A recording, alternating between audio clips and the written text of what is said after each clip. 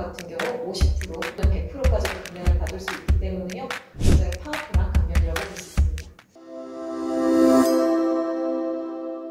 네, 안녕하세요. 오너스 경영연구소의 조 팀장입니다. 오늘 세무사님 모시고요. 또 새로운 컨텐츠로 또 시작하게 됐는데요. 간단하게 세무사님 소개 한번 부탁드릴게요. 네, 안녕하세요. 오너스 경영연구소 자문파트너스 정초원 세무사입니다. 이번 영상에서는 좀 많은 대표님들께서 궁금해 하시는 것 중에 하나거든요. 많은 이제 영업하러 오시는 분들이 계신데 이 경정청구라는 단어 좀 생소하신 분들도 있고 많이 들어보신 분들도 있는데 경정청구가 뭔지 좀 간단하게 나눠보면 좋을 것 같아요.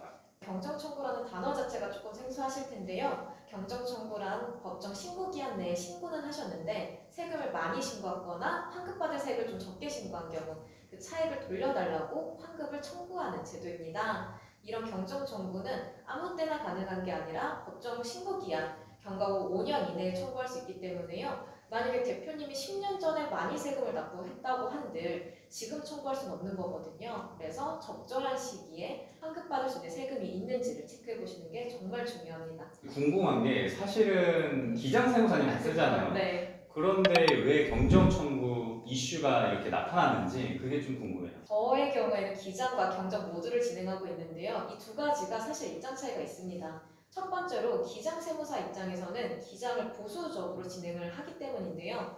여기서 보수적이라는 거는 무리해서 세금을 줄이기보다 안전하게, 세금을 조금 더 내더라도 안전하게 신고하는 걸 말합니다. 사실 세법이라는 게 과세 된다, 안 된다 이렇게 이분법적인 게 아니라요. 약간 이건 될 수도 있을 것 같고 안 될 수도 있고 약간 애매한 부분이 상당히 많거든요. 근데 이제 기장을 담당하는 세무사 입장에서는 세무조사가 나왔을 때 가산세까지 추징될 위험을 감수하는 것보다는 안전하게 기장을 하는 걸 선택을 하게 되거든요. 경정 청구를 할 때는 안 돼도 뭐 상관이 없으니까 공격적으로 들어가게 되는 편입니다.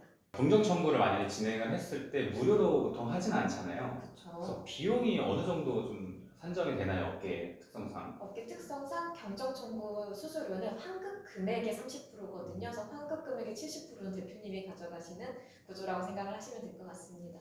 그러면 이제 대표님 입장에서 그런 생각도 좀 들 것 같아요. 어차피 내가 누린 혜택인데 이제 왜 가져가느냐? 그런데요, 만약에 그 경정 청구를 안 하셨다라고 하면 대표님은 영원을 받으셨겠죠. 근데 이제 사실 기장을 하는 것보다 경정 청구를 할 때는 제출해야 되는 서류 같은 것도 훨씬 까다롭게 구비를 해야 되고요.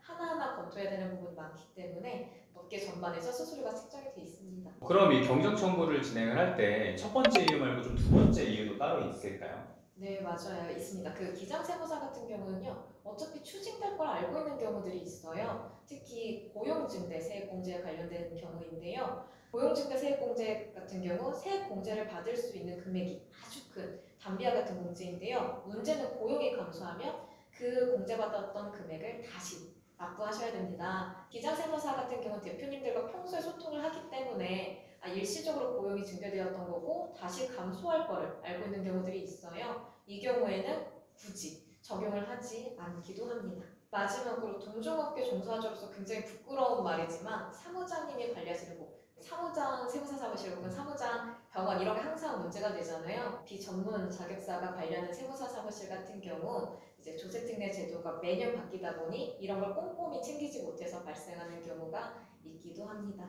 그래서 대표님들께서는 이렇게 세무사들이 직접 관리를 하는지를 좀 꼼꼼히 판단하셔서 기장을 받아보셔야 됩니다. 그럼 쉽게 생각해서 이제 대표님이 소통하시는 사람이 세무사인지 아니면 그냥 사무장인지 이거 파악도 좀 해볼 필요가 있겠네요. 이제 세무사 사무실 직원분들이랑 주로 소통을 많이 하실 텐데요. 그러더라도 중요한 세법적인 판단이라던가 자문을 구할 때 항상 세무사가 자문을 직접 제공할 수 있는 여건이 되는지를 판단을 해주셔야 합니다. 그러면 이렇게 경정청구 발생되는 이유에 대해서 말씀을 해주셨는데 그러면은 주로 경정청구 되는 좀 항목들이 어떤 것들이 좀 있나요?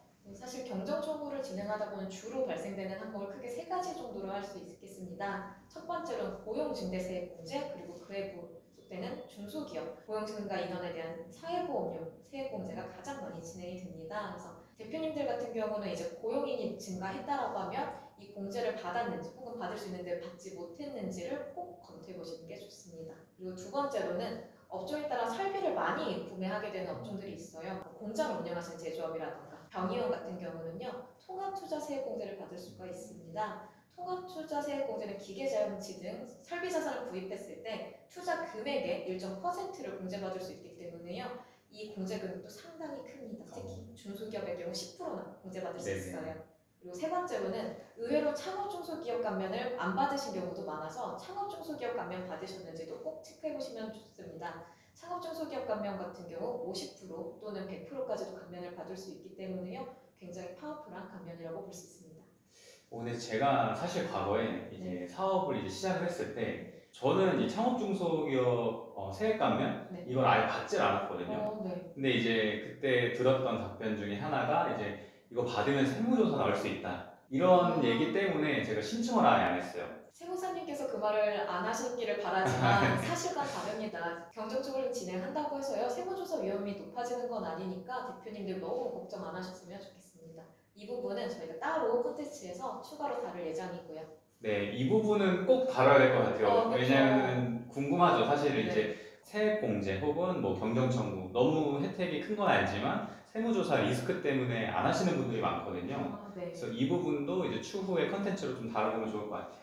네, 그럼 방금 이제 세 가지 말씀을 해주셨는데 이 세 가지 감면 적용 시에 좀 주의해야 되는 사항 좀 말씀해 주시면 좋을 것 같아요. 첫 번째로 고용증대의 경우에는요. 고용증대 요건을 갖추었는지가 사실 가장 중요합니다. 예를 들어 대표자의 친인척이라던가 배우자 이런 고용증대를 보지 않는 경우가 있는데 단순히 고용인 숫자가 증가했다고 해서 이걸 적용하면 안 되거든요. 그래서 또 2년 이내에 고용이 감소하지 않을지 같은 것도 같이 판단을 해보는 게 좋겠죠. 저 사실 이제 많은 중소기업 대표님들께서 직원 중에서 어떤 친인척 관계에 채용하게 됐을 때 이것도 뭐 무상지원금 신청할 수 있지 않냐 이런 얘기들도 사실 많이 듣거든요. 근데 이거 세금 관련해서도 마찬가지인 것 같아요. 이 부분도 좀 같이 주의해 주시고 또 만약에 2년 안에 고용 증대가 아니라 어떤 감소가 일어났을 때 이런 부분이 다시 추징될 수 있기 때문에 이런 부분도 좀 주의하라는 말씀이신 거죠? 네, 맞습니다. 두 번째는 또 어떤 게 있을까요? 네, 통합투자세액공제 같은 경우는요.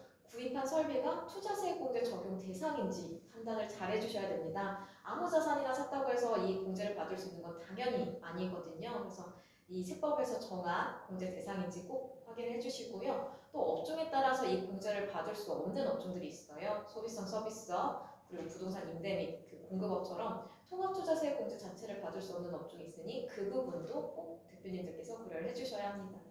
이 부분에서 그냥 간단한 궁금 사항인데 네. 이제 구입한 설비가 투자세액 공제 어떤 적용 대상인지 아닌지 이걸 어떻게 좀 분별하면 좋을까요? 예를 들면 차량 운반부 같은 경우는 통합투자세액 공제 대상은 아닙니다. 다만 운수업이라던가 차량이 꼭 필요한 그런 업종에 대해서는 공제를 받을 수도 있으니까요. 어떤 자산인지 또 업종에 따라서 그걸 받을 수 있는지도 고려가 되어야 됩니다. 약간 사업에 좀 필요한 거냐 아니냐 이렇게 쉽게 좀 생각해도 그렇죠. 어느 정도는 맞겠네요. 그리고 그거에서도 또 세법에서 별도로 규정을 하고 있는 것들이 있어서요. 이 부분은 조금 더 까탈스럽게 보셔야 되는 부분입니다. 그런 것들 관련해서 좀 궁금한 사항은 이제 오너스 경영연구소로 그럼요. 문의 남겨주시면 좀 빠르게 피드백 드릴게요. 네, 마지막 세 번째는 어떤 게 좀 있을까요?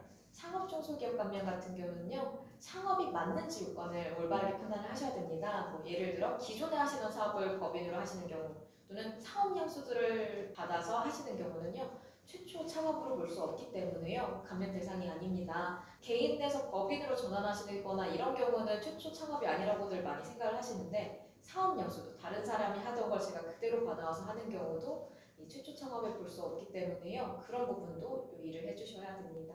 네, 이렇게 경정청구 관련해서 어떤 세 가지 좀 체크해야 될 사항과 또 주의해야 될 사항을 좀 들어봤는데요. 마지막으로 좀 요즘 이 경정청구 새로운 흐름이 있다고 좀 들었거든요. 네, 맞아요. 사실 모든 직업분들께서 걱정하시는 부분일 텐데요. 경정 청구도 이제 자동 계산해주는 프로그램 AI 같은 것들이 계속 나오고 있습니다. 그래서 AI가 대세가 되면서 AI 경정 청구라는 마케팅도 활발하게 진행이 되고 있고요. 그래서 그런 프로그램들이 확실히 대표님들이 접근하기가 쉽고 또 수수료가 좀 저렴하다는 장점이 있는데 다만 아무래도 아직은 프로그램이 완벽하지 않고 아직은 거기다 이제 입력값을 잘못 넣었을 때 산출되는 거에 대한 리스크가 있기 때문에요. 대표님들께서 꼭 그게 적절한 경정 청구인지 확인하는 작업은 하시는 게 좋을 것 같습니다. 네, 맞아요. 이게 새로운 것들이 이제 도입이 될 때 그런 리스크적인 부분들 많이 좀 고려를 해보셔야 될 것 같습니다. 그래서 경정 청구해야 될 이슈가 있거나 혹은 어떤 부분들을 좀 경정 청구할 수 있는지 궁금함이 좀 생긴다면은 저희 오너스 경영연구소로 문의 남겨주시면 될 것 같고요.